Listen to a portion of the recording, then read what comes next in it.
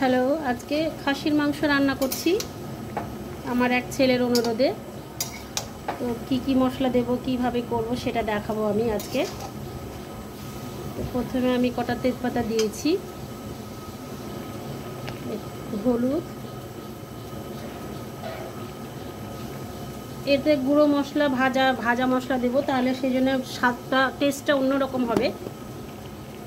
তো আমি এই যে জিরা গুঁড়ো করেছি অনেকগুলো, তো এটা গুঁড়ো খুব মিহি করা নেই, একটু মোটা মোটা আছে, এটা দেব। লঙ্কা গুঁড়োটাও খুব একটা নেই, একটু মোটা মোটা করে কুটে নিয়েছি মিক্সিতে। সব ভাজা মশলা, ধনেটাও ভেজে নিয়েছি, তো এগুলো সব দিয়ে দেবো। ধনেটা দিলাম, প্রায় 3 কিলো 3.5 কিলো মাংস হবে এটা।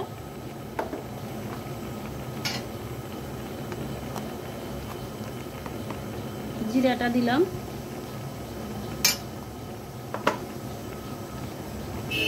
লঙ্কাটা একটু ঝাল অনুসারে দেব, ঝাল যেহেতু এই লঙ্কাটা খুবই ঝাল তাই একটু কম করে দিচ্ছি।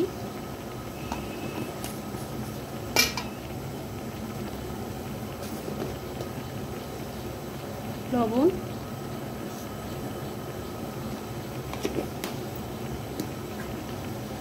রসুন,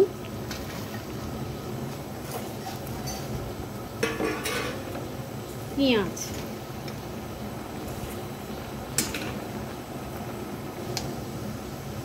এবার তেলটা দেব। যেহেতু খাসি মাংস চর্বি বেশি আছে তো একটু কম দেব, আমরা আবার বেশি তেল এমনিতেই দিতে পছন্দ করি না। আমি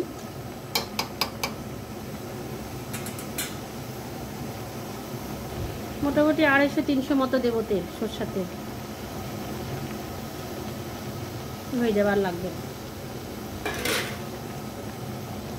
শুধু একটা মশলা থাকলো, সেটা গোলমরিচের গুঁড়ো একটু পরে দেবো, ওটা সবগুলো দিয়ে চাপিয়ে দিলাম এভাবে, আর কোনো মশলা লাগবে না। আদা বাটাটা দেব, রসুনটা মোটামুটি 200-250 গ্রাম দিয়েছি, আর পেঁয়াজটা হবে 1 কিলো থেকে একটু কম, 600-700 গ্রাম হবে। মাংসের অনুপাতে পেঁয়াজটা দিয়েছি, রসুনটা, আদাটা দেব, এই যে আদাটা দিচ্ছি,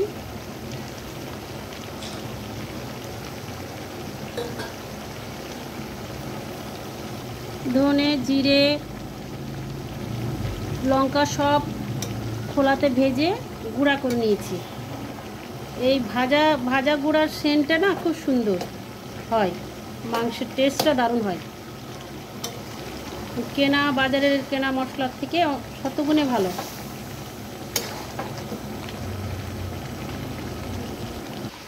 এবার গোলমরিচের গুঁড়োটা দিয়ে দিচ্ছি। ভালো করে মাংসটাকে কষে নিতে হবে, পেঁয়াজ রসুনগুলো গলে যাবে, নাড়তে হবে এইভাবে। পেঁয়াজটা প্রায় হয়ে এসছে, রসুনটা হয়ে আসবে। সিদ্ধ করার জন্য একটু সামান্য জল দেব, দিয়ে আস্তে আঁচে রান্না করব। অর্ধেকটা কষার মতো হয়েই গেছে, অনেক সময় কষা সিদ্ধ হয়ে যায় মাংসটা, খাসির মাংস তো, একটু মুরগির মাংস হলে তাড়াতাড়ি হয়ে যায়।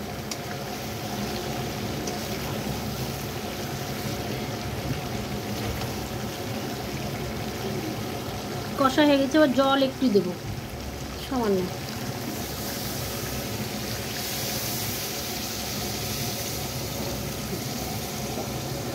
এটা ফুটে উঠলেই জলটা কমে আসবে।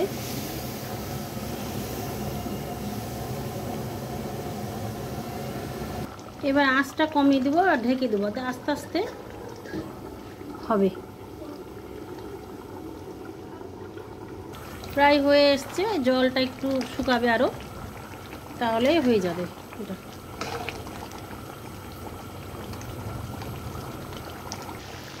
এইবার হয়ে গেছে, রান্নাটা একদম কমপ্লিট, খুব সুন্দর লাগছে দেখুন। Thank you everyone.